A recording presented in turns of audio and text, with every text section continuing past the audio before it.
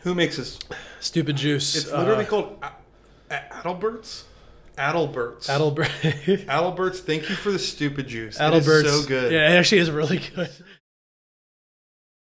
We came from very different backgrounds. Be classy, be genuine, be grateful. I wanted to help out and contribute and sort of give back to the people that had helped me. Man, welcome to the intro. No need for introductions. All about the world and the world what we discussing. Where every single thought that we had came from something. So it's funny that we made it when we started here with nothing. Gotta open up your mind just to find out why. When you lost inside the dark, just gotta turn on the light. And no matter what you do, you never run from a fight. Because we fighting to be better and that's why we strive. Hi, I'm Corey McCain, CEO of We Strive, an all-in-one platform for personal trainers and gym owners to build and scale their business. I want to welcome you to the Why We Strive podcast, where I interview some of the most incredible founders, investors, professional athletes, and more from around the world. We do a deep dive into the who, what, when, where, how, and why they strive. Make sure you tune in and subscribe every single week so that you can watch and listen to some incredible people tell absolutely amazing stories on how they got here. Now, let's get to this week's episode. John, welcome. We're actually going to be having the first recorded podcast with you. Wow. It's a pleasure. Me for the first one. It's a pleasure. And by the way, that was some amazing podcast theme music. I love that. That was very nice. It was beautiful. Very and good. We just built this wall about 30 minutes ago, so we're so excited to have this actually done. Sweet. We were going to have this, but we made it work. So yeah, I love it. So you and I met at a tech beer pong tournament that I hosted, and yeah. You guys crushed. you guys went. So we had 128 teams, and you guys got into the losers bracket championship. So you went like 7-1, 7-2. LBC. Was that your team? What was your team name? Yep. Team name was Stonks ATX. Very, very original. Oh, gotcha. Yeah. Okay, gotcha. Okay, yeah. We had cool shirts with the guy. I don't know if maybe you could throw up a picture. Yeah, for the video. We'll edit these. Yeah. So it's really cool. Yeah. Do you have an actual picture of the actual you guys wearing them at the event or? Oh yeah. We got plenty of those. Yep. Okay, I love that. Yeah, it was the Stonks logo. Love it. Boom. Playing beer pong, which is love really that. cool. Okay. Yeah, I was pumped to meet you because Adam had just left Capital Factory to work with you guys. So I was excited to kind of learn a little bit about the company. And Garrett and Drew with Pipe Dream just left talking about how exciting the emails are that you guys send out every single week. And I'm not gonna lie, I hate getting emails, but I do love your guys' emails because I'm like this week you have Founders Institute, which I'm a part of, doing it. And who are the other two this week? We got two Techstars. Two Techstars? Events, Okay, that's what it was. We got Techstars Boston, which is just amazing. They're doing a best of New England demo day, and then we have Techstars cool. NYC, which we're stoked about. Very cool. So cool. Do those actually let's get to your actual company. So what actually is Stonks? What do you guys do? Obviously a very unique name, so we'll get to the naming of that eventually. But what do you guys do? Yeah. So Stonks.com. We actually we own the word Stonks. This is sort of a fun fact.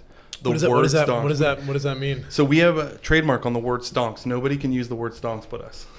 How much did that cost? What was that process? It doesn't cost anything. What? Yeah. What? All right, I own the word Corey. We're just the first numbnuts to go and do it. So where do you go to the trademark office, or where do you go to get that? So we since we own the domain, it helped a lot, right? We own the domain. We started a company. How much was the domain, by the way? If you've ever tried to use your laptop outside or on the move, you'll know that it's impossible to see your screen in direct sunlight. And laptops will overheat and shut down surprisingly quickly outside. Here in Austin, the team at Sunshader have solved that problem. Sunshader is the sunshade, heat shade, and privacy shade for your laptop so you can work efficiently from coffee shops, co-working spaces, or with your friends on campus. From the beach, the pool, your backyard or balcony, from airports, airplanes, and Airbnbs. I've got one. It is now part of my everyday work gear that fits easily into my backpack. Sunshader can also be co-branded with your company logo, your brand story for incredible and practical swag to give to your employees, customers, and partners.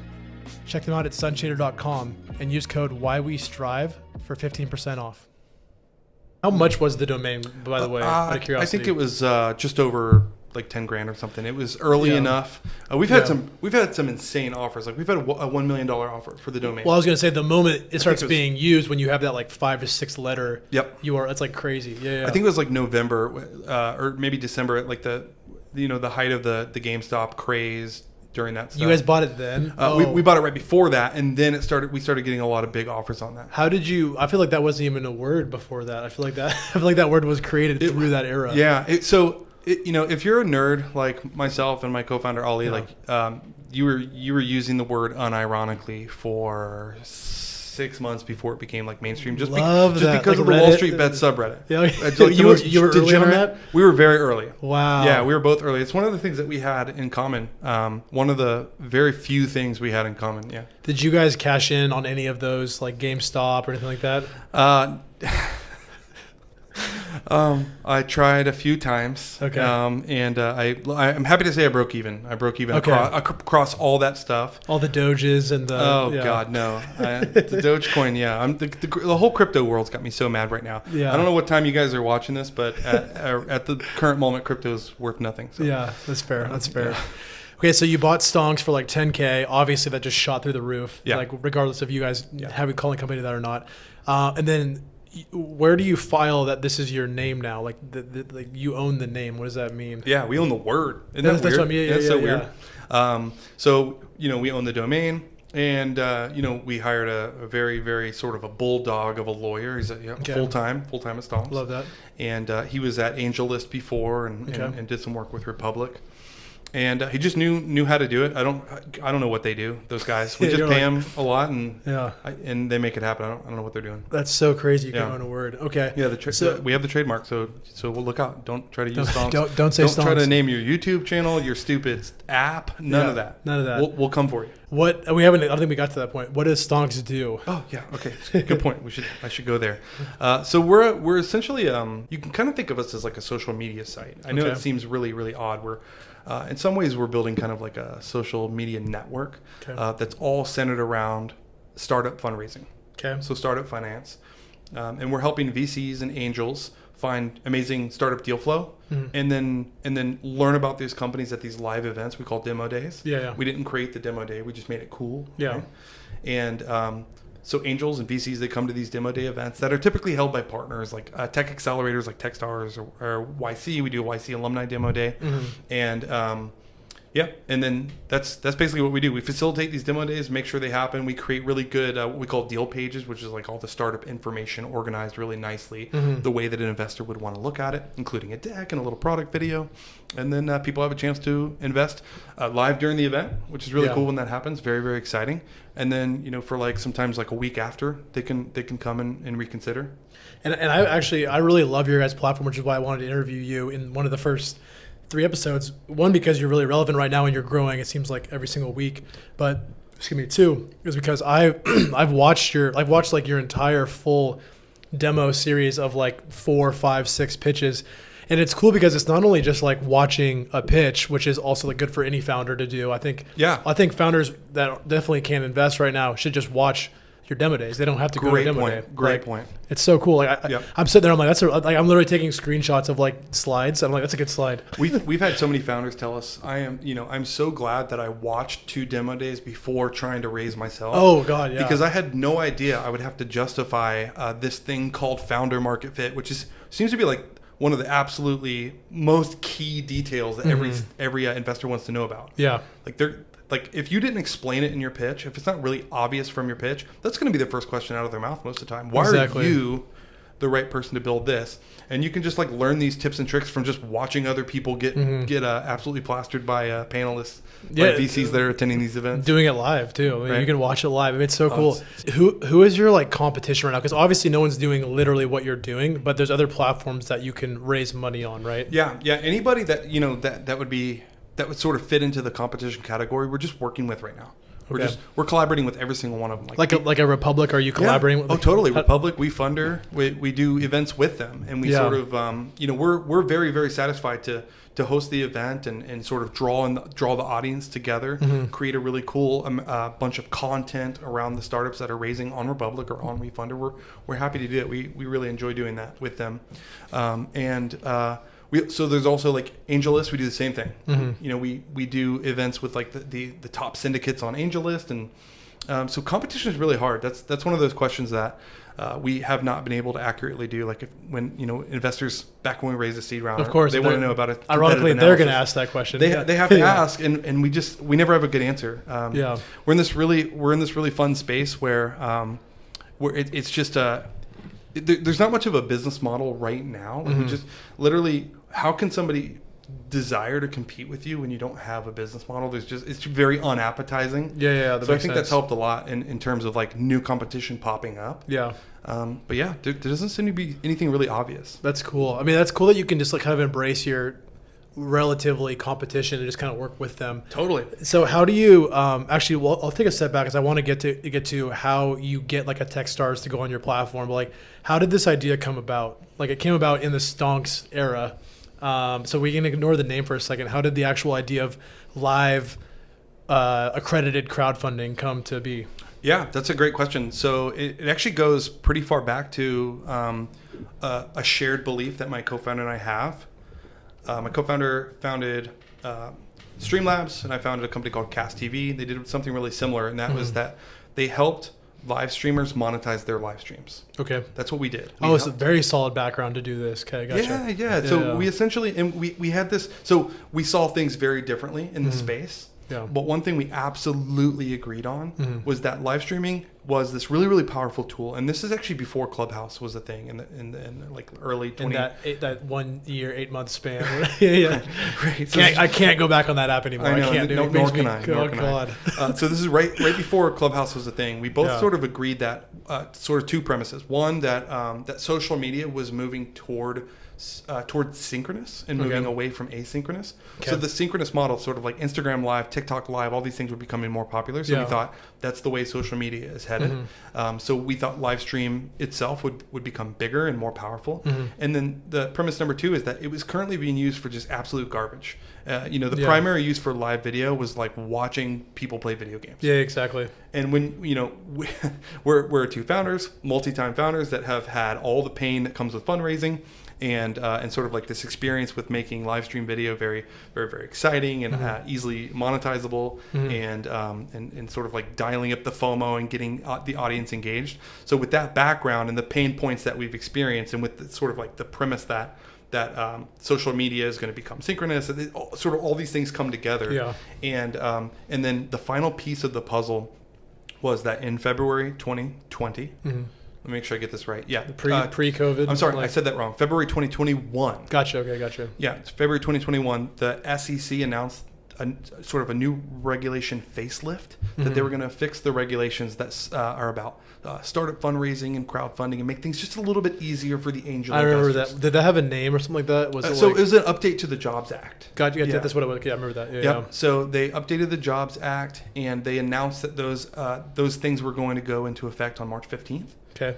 And we just, we said, holy shit, this is it, right? This is the time. And you had just bought the Stonks domain name, or this like really recently? So the reason that we were actively working together is because we were building the former Stonks. A lot of people don't know this, but we spent 2 months building a really, how can I say this? Sort of a very rude, insulting, vulgar stock tips daily newsletter. Oh, just like a very specific audience kind of. Very specific, very niche, very niche. Yeah. No intention of having it being like a venture scalable business or even a lifestyle business. It was just a fun project.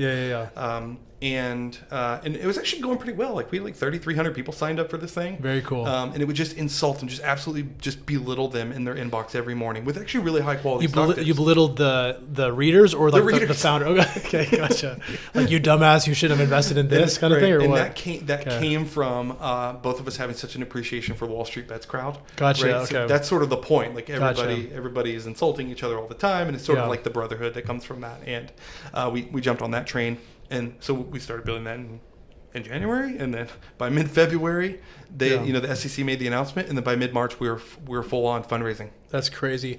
So you were fundraising with the idea of what you were going to build, or you were fundraising with like, okay, here's our MVP, and here we're gonna make this into what we're gonna make it into. Yeah, we did what you should never do. We were fundraising at the idea stage. We had a premise. We knew. So we had a couple things going for us.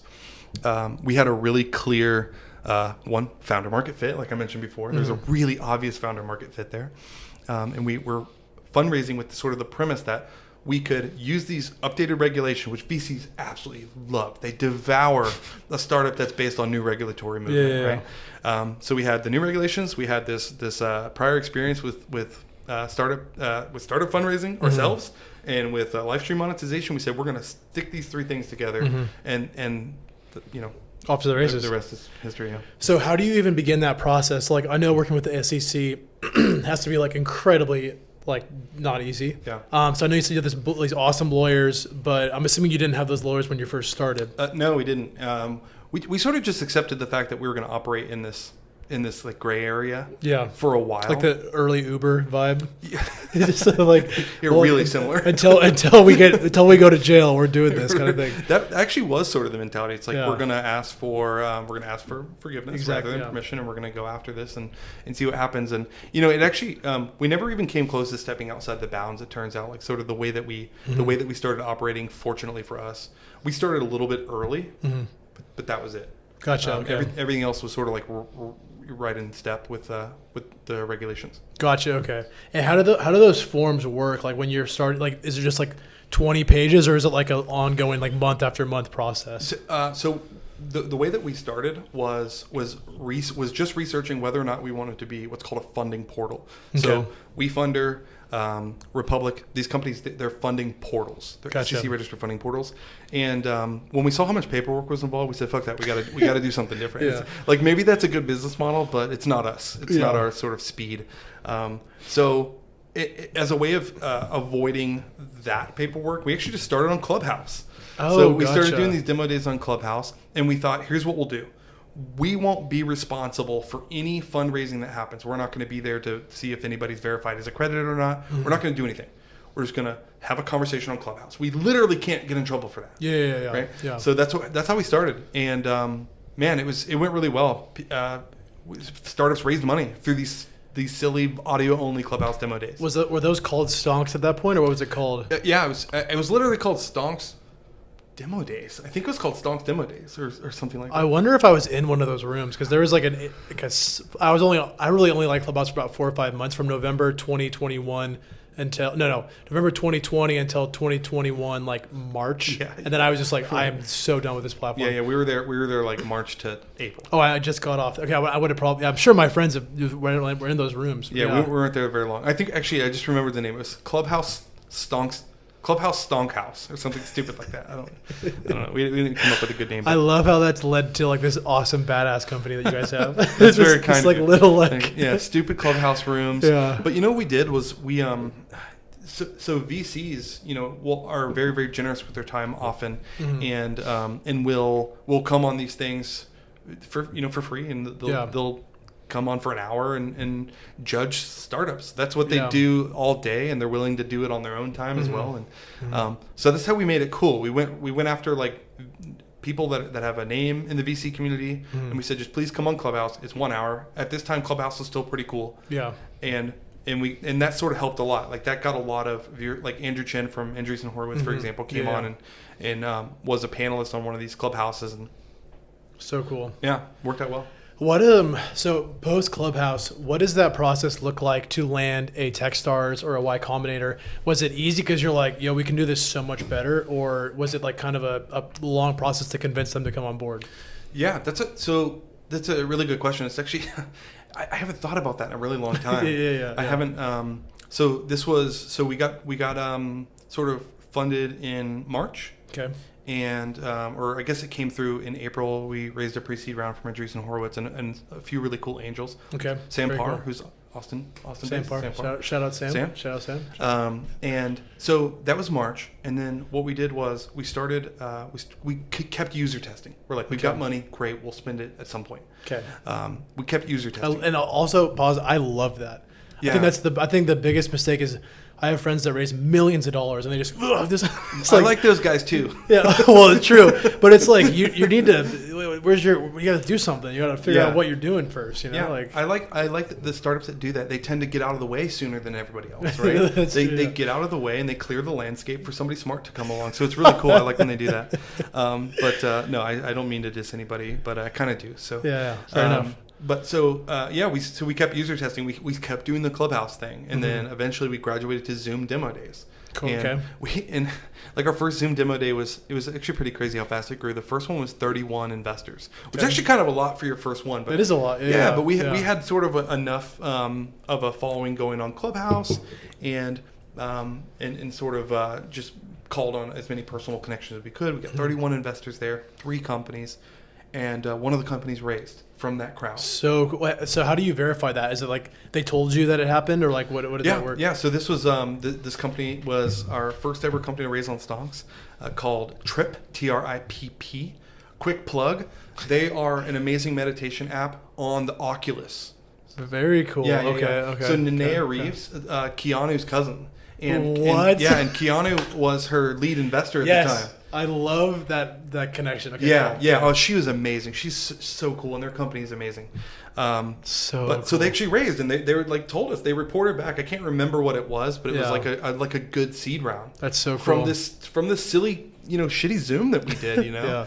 I don't even think she was able to share slides. I think it was like when it was her turn to pitch, like she couldn't share because it wasn't turned on or something. Yeah. It was so embarrassing. Well, I think that's the best way to show that a company works is like, if we can do this on this super shitty like Zoom, let's figure it out how it works, and they raise money. You're like, okay, well, exactly. Like that's crazy. Yeah, the concept was we're going to do a demo day without a program. We're not an accelerator. We don't have a program. This is not a batch. We just have some investors and we've got some startups. What happens if you just like put them together? In this live event?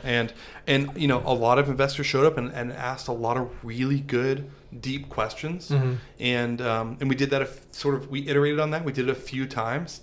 And so I guess we technically started that in April, could have been May when we started on Zoom. I can't actually remember when the first Zoom one was, but we did a few times. We found out it's working great. People love it. We started building a platform. We launched the platform September 21st. Of 2021? Yeah. Gotcha, okay. What are the co-founder roles? So it's obviously, so what is your role? Then you have your one co-founder, right? The 2 of you? So there's 3 of us. 3 of you, gotcha, okay, gotcha. So Matt is, he's really unattractive, so we keep him hidden away. Love it. He's not a handsome guy, and he's Canadian. Nice. Okay. So it's a weird vibe. Yeah. You're trying to raise money, not lose it. Exactly. We're not trying to scare away potential partners, right? So Matt is the head of product, and he's a brilliant, really young product guy. Comes from his own little startup. And Ollie is a business magnate. He's been doing startups for 18 years, or I guess going on 19. Everything he does is a winner, but that's actually not true when you look at their last startup. So Streamlabs, 70% of the world who live streams uses Streamlabs to live stream. 70%. That's insane. It's amazing. Yeah. So even like is a Twitch a competitor, or like Twitch uses them? So every live streamer on Twitch, if you go on Twitch, you click on anybody's live stream, there's a 70% chance that person is using Streamlabs. That's so cool. Right. Very cool. So before that startup with Streamlabs, they raised money on something that was 17 or 18 iterations prior. Gotcha. They went through every possible startup you can with the same round of funding before they landed on this live streaming software. It's honestly, it's such an amazing story.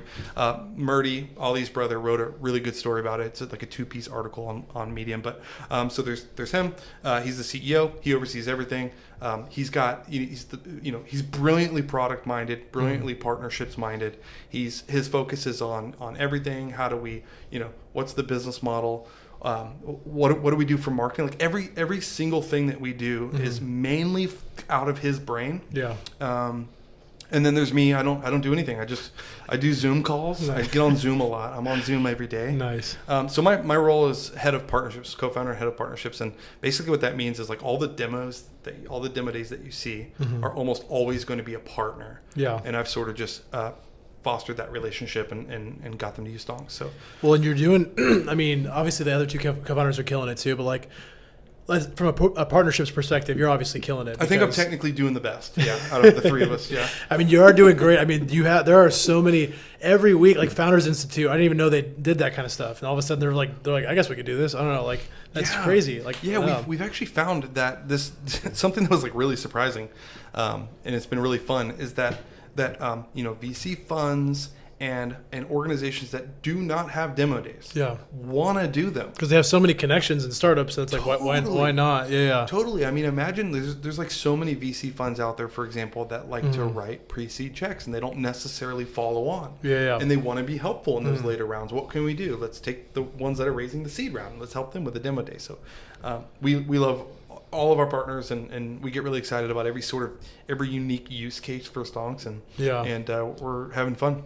And I'll be sure to put a bunch of links on like how you can become a partner for Stonks and how you can like invest in. Speaking of investing, so what is how about you define an accredited investor, because you have to be accredited on your platform, right? Versus the other platforms. We'll do two things. First thing is, why did you go with accredited? And then two, what does it mean to be an accredited investor? Sure. So I guess the most honest way I can answer this is to say that we actually really studied the regulation crowdfunding route very hard. This is WeFunder, Republic, Start Engine. These are big successful businesses that we thought that we could compete with by introducing live video and making an engaging product that people were generally excited to play with. But the business model kind of sucks. It really does. Like in the regulation crowdfunding world, this is not designed as an insult. I would never use I don't actually think poorly about companies that do regulation crowdfunding, but in the eyes of the angel investors, this is coming from like hundreds or potentially thousands of conversations now. It seems like the angels and the VCs of the world look sort of rate companies that have raised that way a little bit poorly in some cases, just because they are there's so many on that platform. Like anytime you go to Republic or WeFunder, you're going to find lots and lots of deals. Like you might find 100 deals. I actually don't know the number. You might find 100 different companies that are raising. And typically when that's the case, there's just too high of an acceptance rate, right? Gotcha. And when your business model is earning on those that use your platform to raise, you're in our opinion, there's a misalignment of values there. Gotcha. And so we decided we will never make money on the founder side. So whatever's raised, we will never earn on that. That was something we decided very, very early on. We will never break that promise. As founders ourselves, we don't care to take money from that side. And that automatically ruled out the idea of crowdfunding, because the business model really only works one way. Also, there's the shitty amount of paperwork to build a funding portal. I was going to say that's probably the main one. Yeah, that sucks too. At a camera, we'll do a cheers to do the little crop in there. Cheers. I don't know what this is, but we're not sponsored, but whatever. Who makes this? Stupid Juice. It's literally called Adalbert's.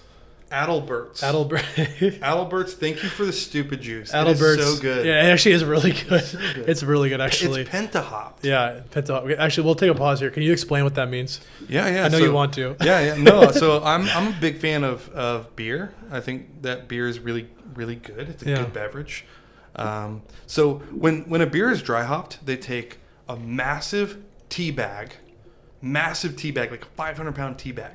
They fill it with hops, and they dunk it into beer. To finished beer, right? And they do is they soak it, and they basically make tea with those hops, like beer tea, And it flavors the beer with the fresh hop flavor. Interesting. Rather than the hop that's been cooked, right? Okay. So these maniacs did that process 5 times. Okay, gotcha.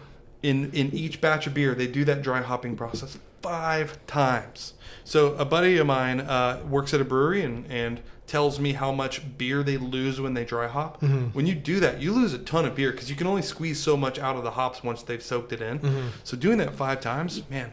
You think you're just losing more and more beer while you're doing that process? Oh, totally.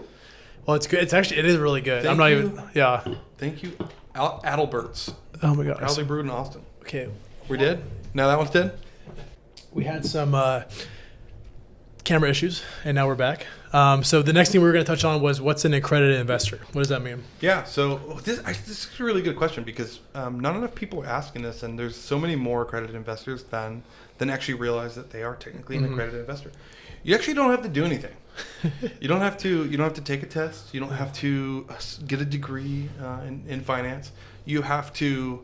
So there are many things outside of this, but basically it comes down to if you earn yourself $200,000 a year, 2 years in a row, across all of your income streams. So $200K per year for 2 years, you are an accredited investor. And then additionally, the other thing is you have $1 million in total net worth. Yeah. Fun fact. Many founders are now learning that $1 million in net worth. Oh, because of your equity of your valuation. Exactly. Oh my God!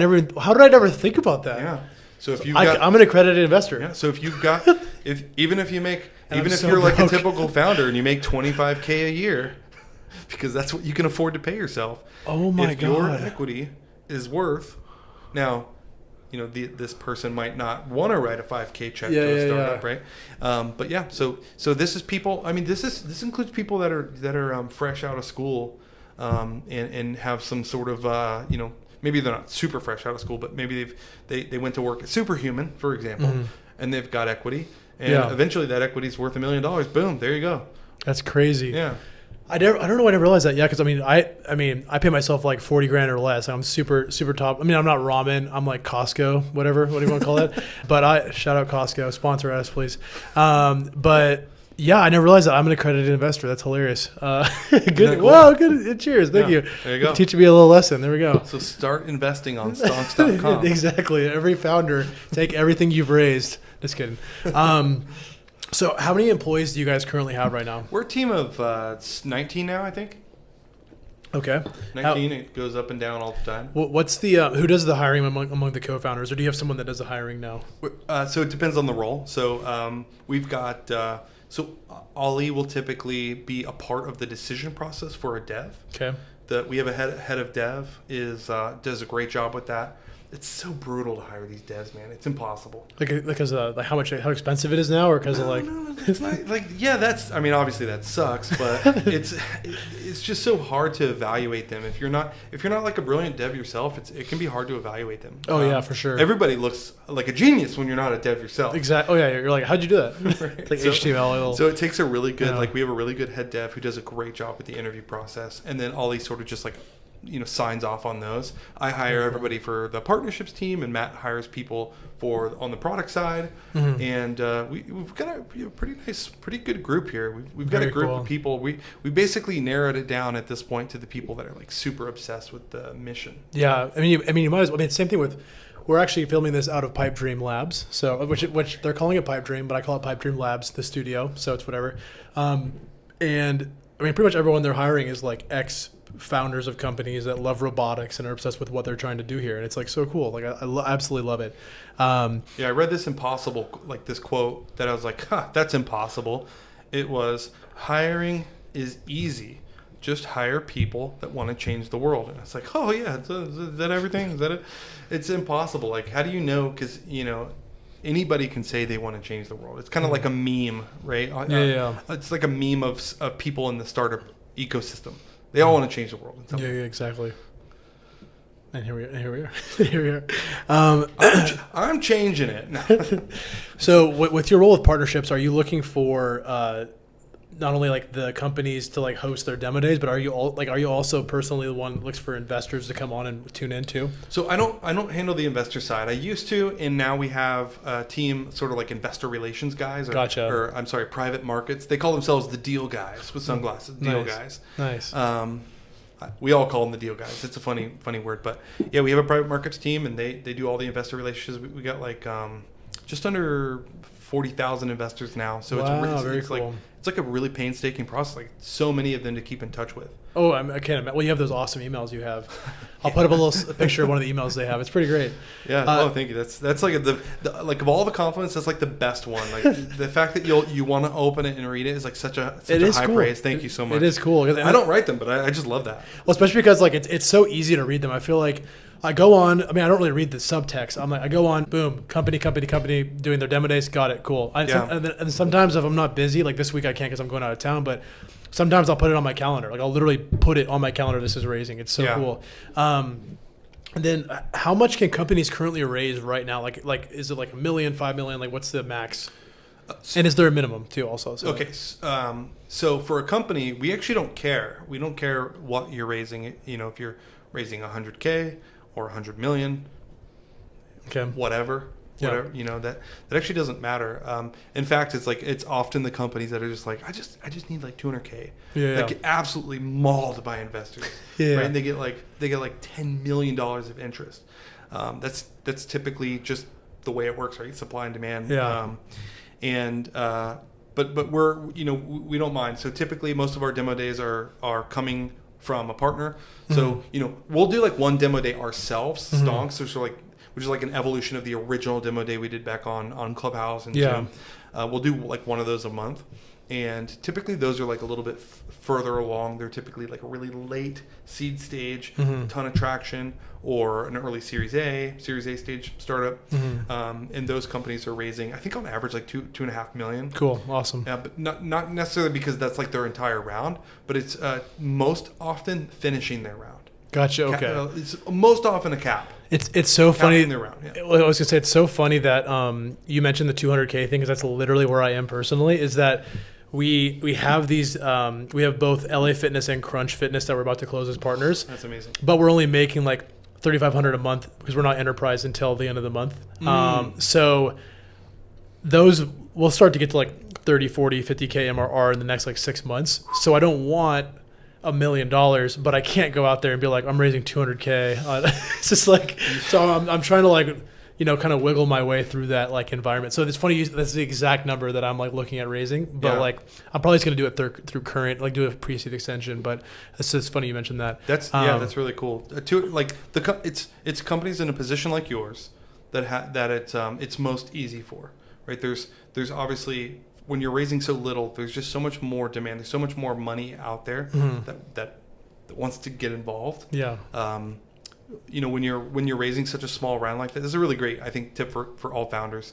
When you're raising like a really small round, even if it means you're going into it sort of knowing that you're going to need to raise again in 10, 12 months, if you just want to get back to building, raise a small round and watch how fast it goes. That's the thing. It really does. I mean, you'll have somebody come along who wants to do more than you wanted to raise. You'll find that. I highly recommend it. Yeah, I highly recommend raising a small round. Now, obviously, I don't practice what I preach. It's not something we do at Stonks. We haven't personally raised a small round. But which is kind of backwards, honestly. Like all the advice that we have for founders is all like, don't do what we did. Exactly. Don't do all what we did. We had to do it so that we could build this thing so you could do it the good way. Well, I was going to ask you, are you ever going to do a Stonks like Series A on Stonks? Yeah, we definitely will. So, I can't wait. So tune in. Yeah, so for I mean, maybe hopefully some of your listeners will have seen this before, but we raised our seed round on Stonks. That's so cool. And we did a 1-hour event, and we got $12 million of investment interest from 700 or 800 people. So amazing. And then we ended up closing, you know, far less than that. But we ended up with 350 new investors on our cap table. That's insane. So when you say you close far less, is it because you wanted to, or is that like the typical percentage of like commit to close? So in this case, we actually were following our own advice, and we were just doing the event to cap off the round. We already had Andreessen Horowitz committed, which obviously... Oh, this was your original seed, like earlier. Yep. Gotcha. So this was January. Gotcha. And then also, you know, disclaimer, this was right before things sort of declined. Yeah. Right. This is like, we couldn't have gotten luckier with the timing. Yeah, absolutely. So we did this event on Stonks, and we invited everybody we knew. There were a lot of people that were completely like unfamiliar with what we do, which is actually kind of bizarre. We had a ton of people who have no idea what Stonks was. Who were super excited to get into, because this was, and this is sort of like the problem with fundraising today that we're actually trying to fix. So Andreessen Horowitz had committed to our round, and this was one of those rare double leads where they led our pre-seed and then they led our seed round. So very cool. So automatically that's like supposedly means something. So that's a stamp. It's nonsense. It's nonsense. You know, yes, we're probably going to succeed, but it's not fair it's not fair to deploy your cash that way. It's Yeah. not fair if you're an angel investor who's spending your own money. You absolutely should not be using that as a stamp of approval. Well, it's not a bad thing. Well, but if you think about it, they're going to be wrong Yeah. way more times than anybody who's an angel can Yeah. possibly afford. Yeah, If that's you're true. an angel writing 25K checks and you were to write, like, let's say you were to write a check into every single company that Andreessen does, you would lose your ass because they can just afford to be wrong 99 times for every one time you can afford it. Yeah, and then they make $1 trillion in that one time they're Right. right. Yeah, Right. yeah, One yeah, of yeah. those is Uber, right? Yeah, exactly. So for One of those for is the one of those angels is out there, Stonks. Angel, for the angels out there. Hey, thank you so much. Thanks. The accreds. New angel. The accreds. Yeah, please don't do this. Please do your own due diligence, because that's one of the things that we did. Like, our round included a no meeting clause. Like, we had 750 people try to invest, and we said we're not meeting. That'd be so annoying. We're not disclosing numbers. We're not meeting, but they wanted to invest anyway. Yeah, that's cool. I mean, they probably wanted to invest more because you said we're not meeting.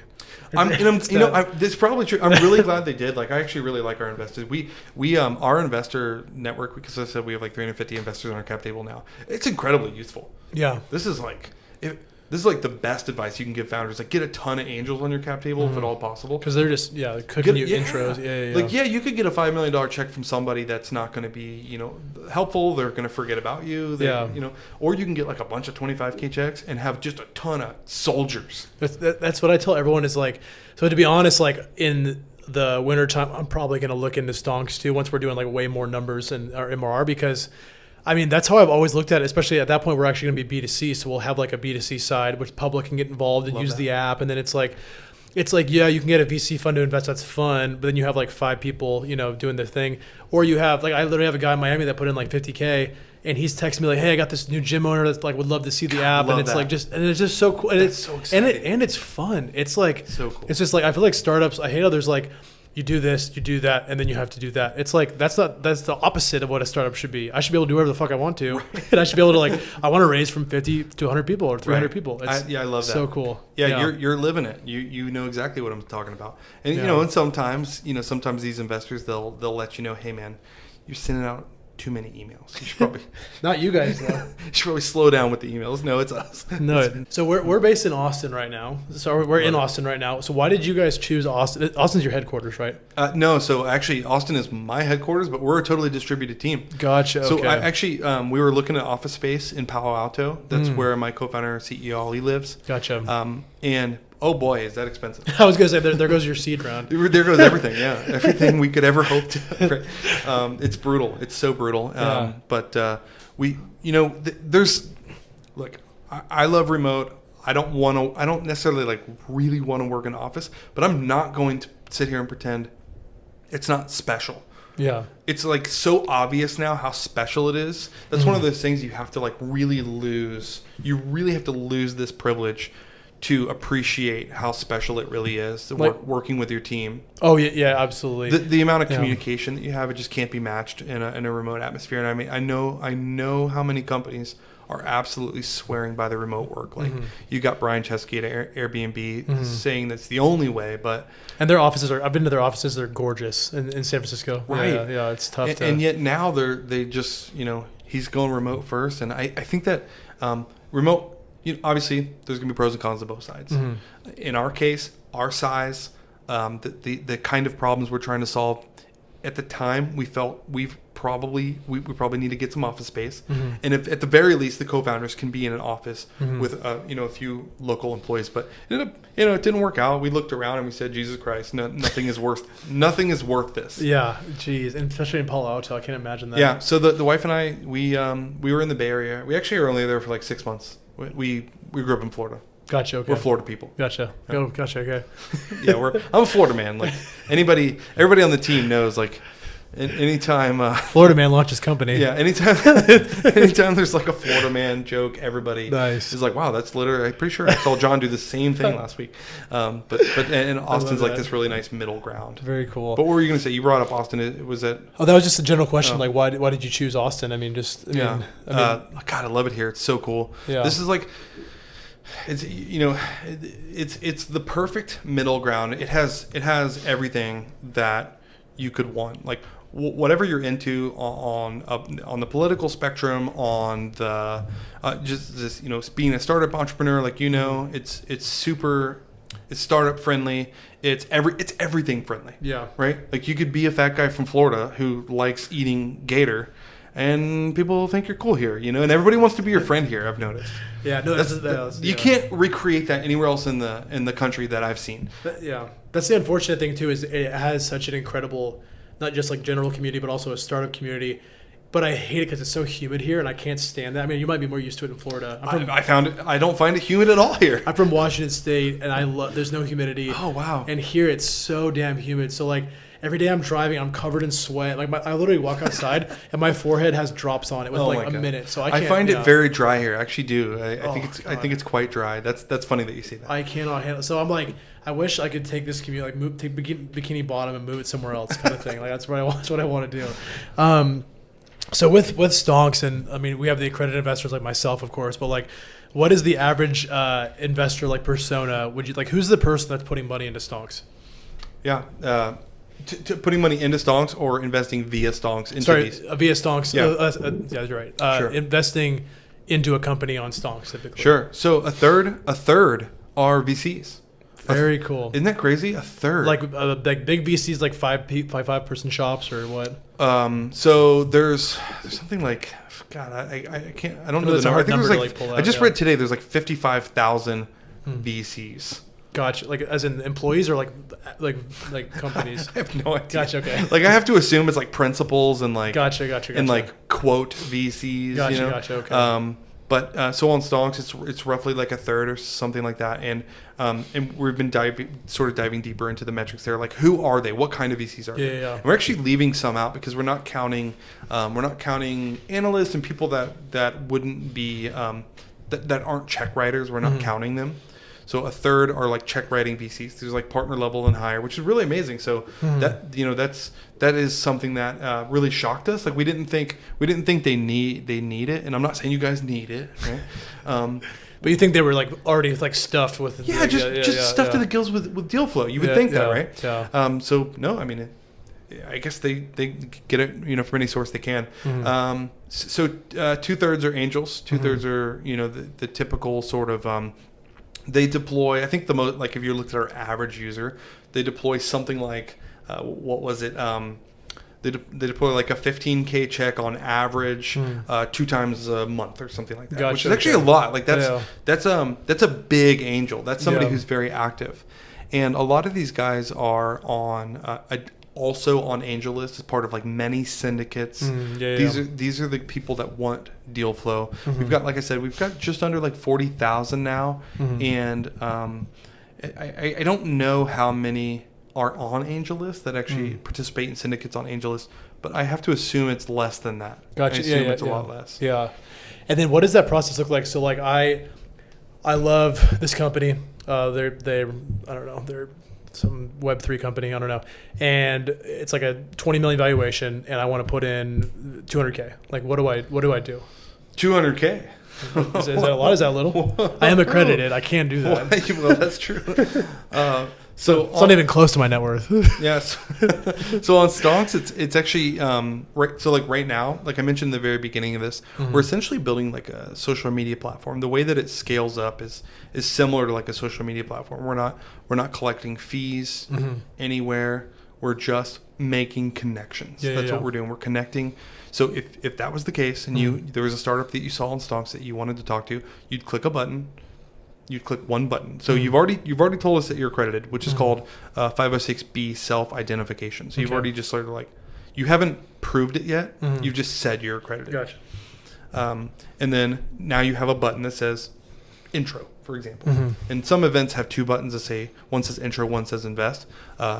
That's a rare event type where we're actually doing live investment. Gotcha. The rest of it is actually just live sort of like expression of interest. So you're going to click that button. It says intro. You're going to say my typical check size is, or I'm interested in investing blank. And there's like a drop down where you can select like 100K, cool. 10K all the way up to $1 million. Cool. Basically. Okay. And I think it says $1 million plus or whatever. So you do that. You put in a quick little couple sentences about your value add, because you got to keep in mind that these startups are typically going to get many more intro requests than they're going to take. So if it's a good startup, they're going to get like 40 intro requests, and they don't have 40 hours to be spending on, in meetings. So if you write a really good value add, like, hey, I'm a VP of sales at Uber and I would love to help you scale your sales strategy. Gotcha. They're always going to take that meeting. Something that's like really, really helpful. If you go, hey, I write big checks, they're never going to get to you. They're not going to get, I mean, and here's the thing. Some companies will. Some companies will meet with you, but those companies you're not going to invest in. Gotcha. Okay. Gotcha. Yeah. Interesting. Okay. Very cool. Looking from that persona. And are you guys mainly targeting investors, or are you targeting companies? Because kind of that chicken and egg, again, Uber again, where it's like, okay, we can't have too many companies and no investors. We can't have too many investors, no companies. So like, yeah. How do you guys do that? We're really fortunate. We're so fortunate. We've actually avoided the chicken or the egg thing. So, when you talk about a marketplace, the cold start problem. Yeah. Andrew Chen, cold start problem, buy it on Amazon today. If that problem is the chicken or the egg problem. It's like you've got a hard side of your marketplace, and you've got, a less hard side. So if you think of like Etsy, they've got people who sell things, and they've got people who come and buy things. We're a little bit different. This is actually sort of like a little bit more recent realization that we've had. We're actually we more closely resemble Spotify. I'm sorry, I said the wrong thing. Shopify. Okay, yes. We don't resemble Spotify at all. I love Spotify. We actually resemble Shopify. So Shopify is a meta network, a sort of meta marketplace. They don't have buyers and sellers. They have marketplaces that come on to the platform, and that marketplace contains buyers and sellers. Gotcha. Yeah. So Stonks is actually really similar. So Stonks has partners. That would be like the marketplace. And therefore we are the meta marketplace. We are a marketplace of many marketplaces. So Techstars are doing all the work, and then they bring in all the Global, people. Founders Institute. So in their case, they're bringing all of the startups and all of the investors. They've already solved that problem for us. Gotcha. Yeah. So the chicken or the egg was their problem. It's not ours. Yeah, gotcha. How fortunate is that? That's really cool. We're so lucky. That's really cool. That's a good way to look at it for sure. Yeah. Maybe in the beginning, but especially now, like you're really just like you want to pitch and you want to bring all your people, and you already have like thousands of investors that are going to join on the calls. And very cool. Okay, and, awesome, and better yet, I'll make it even more juicy for you. Yeah. Because I'm drinking such a juicy IPA. Sponsor us at this point. Please. What are they called again? Adalberts. You've got to get in on this. With a D. Adalberts. I've never seen that name in my entire life. By the way. Neither have I. But they're killing it. I know Adalberts. Yeah. So I fill the fridge with this. So sponsor me personally too, if you don't mind. We're good. Yeah. This is going to be really juicy. So I'll take it a step further. When we bring on a partner, we typically are asking that partner to do all of the marketing for their event and bring their own network, and it works. Yeah, it really does. So you can expect a partner to typically bring like 400 people, I think, on average. Very cool. 400 investors to the network. So the Stonks network is growing. It's becoming a super network. So if you think about how Shopify has billions of customers' information, they didn't bring a single one of those customers to Shopify. That's true. All those little stores did. Yeah, that's very true. Yeah. Very cool. No, I love that. Yeah, no, me too. So what does a typical day look like for you? Like maybe not today because we started this at 6 p.m. So I'm going to probably plead the fifth on this one because I don't do anything all day. Typical day for me is I started. I've had this really awful habit, and maybe you've seen this before, or maybe you've gone through this phase where I do email all day. So I have an inbox. Are you use Superhuman? Are you Superhuman? I'm just a Google guy at this point. Oh boy, I know. There's worse. There's worse. Yeah, you could be on AOL, I suppose. I got Outlook invites sometimes. Like, guys, come on, what are we doing here? It's a Teams. Teams. Okay. I've been the type of guy who answers emails all day long. And if you were like CC'd on a bunch of threads with me, you would see that I'm emailing people at 9, I'm emailing people at 11, and 1, and 3, and 6, and that's terribly unproductive. Like what you're doing is you're letting other people use up your time and sort of like dictate how your day runs. And I've actually stopped doing this finally, And I'm now breaking up. We're sort of like focusing on my team, the partnerships team at Stonks. We're really focused on productivity right now. Okay, it's so crucial. We've got so many partners. We're helping set up so many events that we just have to all focus on it. It's basically like we have a ton of like required reading now. We're forcing the team to become productive a little bit, you know.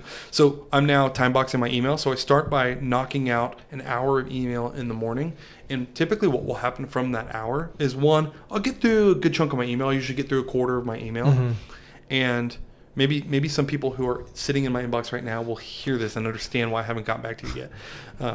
So I'll get through about a quarter of my email, but what will happen is a to-do list will be created out of that. Gotcha. So I don't day plan where I have a to-do list before I start the day. That first hour of email is creating a to-do list for me. Gotcha. Okay. And usually it creates kind of a long to-do list. There's a lot of things that I've got to do based on that. And then I'll use that to-do list to get me through pretty much the entire day. And then I have another hour planned of email somewhere in the middle of the day. Usually at 3:00, right after lunch. I eat lunch at 2. Okay.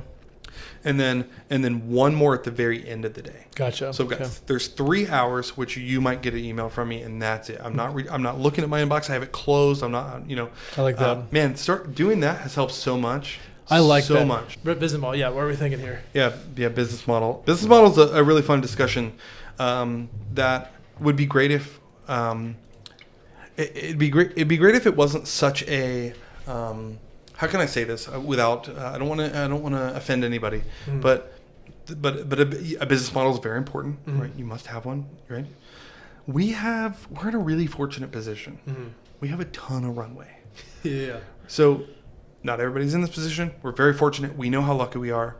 But what it allows us to do is just really work hard on building out what we do well and expanding the network. We're growing this massive network. Got like 40,000 investors now, or just under that, and we don't want to start scaring them away just yet, right? We don't want to. So sort of like if you think of this as a social media platform, imagine what would happen in the early days of any existing social media platform ever if they had tried to monetize early. What would have happened to them? Throw ads on it. Yeah, exactly. Right. Yeah. So we're in this place where in some ways. The sort of world is our oyster, I guess you could say. We've got so many available business models. Yeah. Like we've tested a few things just as like one day one-offs. Like for example, we tested a thing where for every startup that's raising on a particular demo day, we set up an SPV, which is a special purpose vehicle meant to it's basically an LLC with a bank account where we collect all of the money from a particular fundraise. We collect all the small checks and we give the founder a single check, right? So when you do that, it's sort of just expected. It's the norm that you have some setup fees, some admin fees, because you've got to, all those investors that you've brought on are essentially on the cap table of the LLC and not on the company that they're investing in. So you've got to manage that cap table. You've got to send out K1 sort of tax filing documents for like 10 years. So there's just like an expected setup fee. So we actually tested that for one day back in December. We're like, here's one day. We're going to test this out and see if it's a relevant business model. We made like $195,000 in one day. Well, I was going to say, I'm like, there's a lot of ways that you guys are doing so much stuff that it's like people wouldn't question if you take some money out of Of course. Yeah. So there's and investors, I mean, especially on the SPV side, on the actual investment side, all investors are paying fees all the time. Yeah. They're paying admin fees. They're paying carry. That's another way that we can potentially earn some money. But right now, I will say we've tested a few things out. We like the way they look in case we need them for the future. But right now, the main focus is just growing the network. There's plenty of room for business model down the road. You're just not worried about it. Like you're just gonna. And it's honestly, I can't tell you how grimy that feels. Like I don't want, you know what I mean? Yeah. I mean, well, I feel there's a lot of companies. I mean, Instagram did the same thing. I mean, it's like, right. So I mean, that's and we're not seeking an acquisition from Meta, if that's what you're wondering. It's not on the roadmap. How much would Meta have to offer you for you to be like, let's fucking do it? Like, why not? $10 billion. Like for $4 billion, you'd say no. Of course. Yeah, we would say no. We would absolutely say no for $4 billion. Six, we wouldn't do it. There's no way we'd do it. And And Matt probably would. Matt would do it. I know Matt would. Matt, you fuck. So ugly. We'll pull up a picture of Matt during the podcast. No pictures. He's like a supermodel. Like he doesn't actually model, but he could be. Good-looking dude. Yeah. He could be a supermodel if he wanted to. But cut this part. Yeah. So what is that? What is the 10 billion reason for? Like, why would you? Decacorn. I don't know. I just like the idea of being officially a decacorn. Gotcha. Okay. Gotcha. Yeah. And you're not in a hurry. It's like unicorn's old news. Nobody cares anymore. Yeah. There's so like back in 2018 there was 100 unicorns a year. Mm-hmm.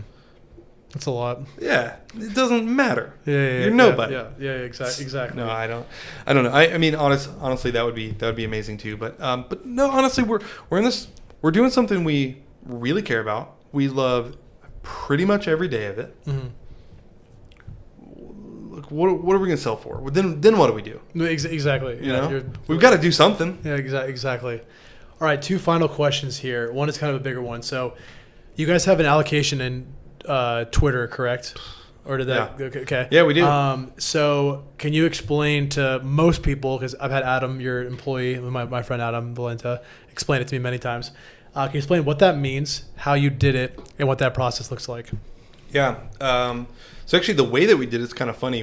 I don't know if you saw, but we I had to go out of town, but I saw, yeah. He invited you to that, and you weren't there. Yeah, I had to go to Dallas. Yeah. Yeah. So we had the company sort of do a split, one group at the Fremont factory and one group at the Austin factory, the Gigafactory here. And the idea was we would do like a kind of like a protest, but like more of just like a fun picket where we're all just hanging out, drinking beers, and we had signs that say we love Elon, we want to get Tesla allocation not Tesla allocation, Twitter allocation. Yeah. And we did that, and I don't know what we thought would happen. It was just a fun way to spend a day. Yeah. And what happened was some other big firms that had allocation reached out to us, said, hey, if you want, we'll break you off a piece of ours. And I think that we could have done, I can't remember the total. Like 5 million or something like that? I think we had 2 options. One was like 5 and one was 20. Yeah. And now these are funds that want to make money on this. So in this case, we would be, quote, the investor, and they would be the one earning fees. Gotcha, right? Okay. So, which of course limits the amount of investors that are interested if there's like big fees involved. But enough people were interested that we filled up our allocation. It was really amazing. So cool. And then we sort of went to a holding pattern because it became like uncertain. Yeah. Now, yeah, who knows? It doesn't look good. It's still cool though. Yeah. Still cool. No, it's so cool. It's Yeah. And basically what you're doing when this happens is you're just like gathering interest. Yeah. You're getting people to like sign a letter of intent essentially. There's like, yeah, I'll give you $1 million if this works out. So cool. Yeah. So we're not like, we don't have like a bunch of money that we've got in a bank account somewhere that we have to then go and refund everybody if it doesn't work out. Mm-hmm. Yeah. Very cool. Yeah. Well, my last question here is, what's next? Yeah. Wow. That's the hardest one. So Took me a while to write it too. Yeah. We've got a lot that we want to do at Stonks. You've been very complimentary on this, and you've said a lot of nice things about Stonks, and it seems to be the standard. Mm-hmm. We don't have a lot of haters. Yeah. Which is a really awkward position to be in as a founder. You need like some people to believe in you. Of course you do. But there's a point when you get a little bit too much. You get too much praise. You get too much like good PR, goodwill on Twitter or whatever because we're funny. Like look at my shirt. Like we don't take anything seriously, right? Like, and people like that. People seem to think that that it's just sort of like destined to succeed. And this is actually sort of like had a negative effect in some ways. Just like on a like a low level for some of us, for the co-founders.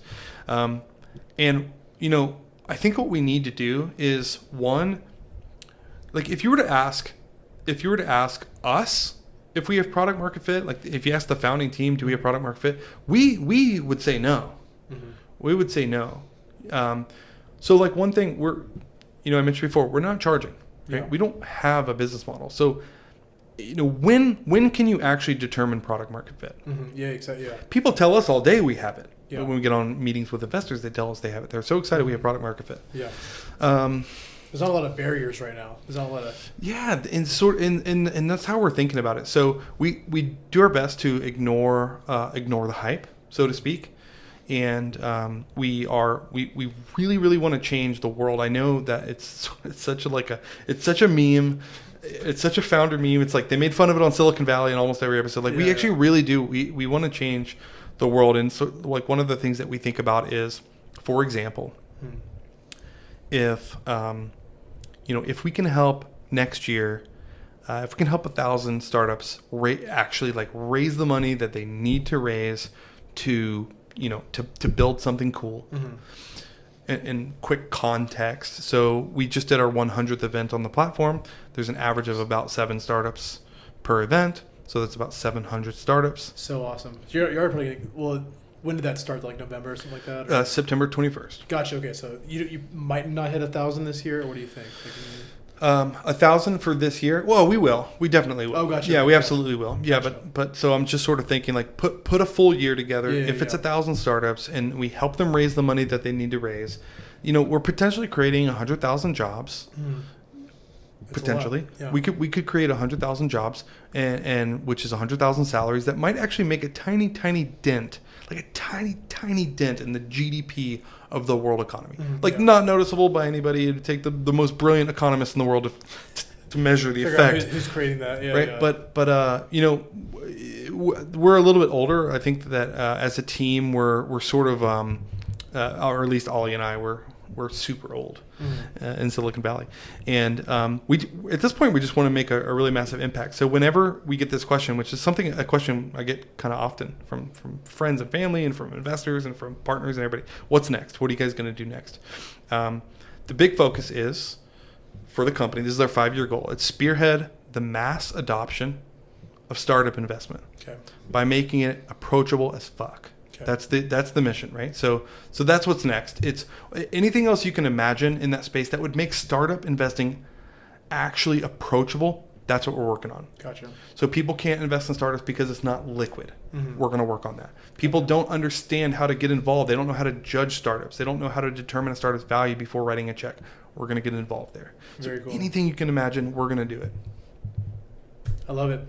I'm so excited. This was such a cool episode, man. I'm glad. It's going to be episode 2, but it is the first episode we are recording. Very, very easy. I know that one died, so I'm going to point at this one. Very easy to be your most interesting yet. Love it. Thank you so much for coming on. Thanks, Corey. And pleasure. There we go. That's a wrap. Stonks.com. Stonks.com. Sweet. Oh, yeah. We'll do that really quick. I was going to have an outro anyways, but tell everyone how they can reach you, what they can do to get involved with your company. Please don't reach me. I don't. How you reach Stonks? Yeah, don't reach me personally. Stonks.com or on Twitter we are stonks.com.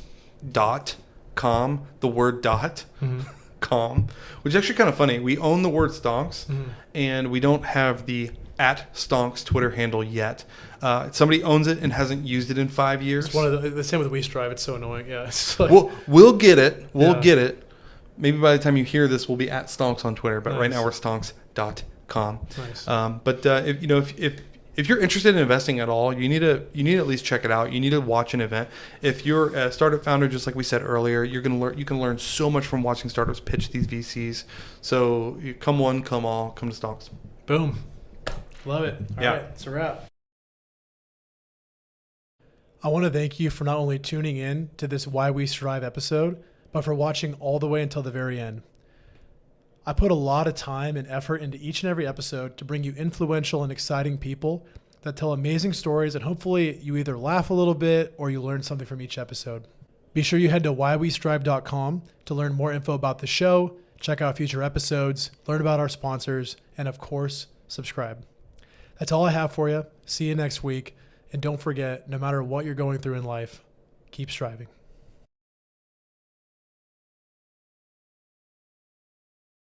I wanted to thank you for watching this entire episode of Why We Strive.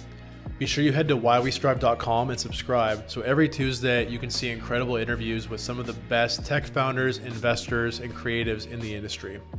Have an amazing day, And don't forget to keep striving.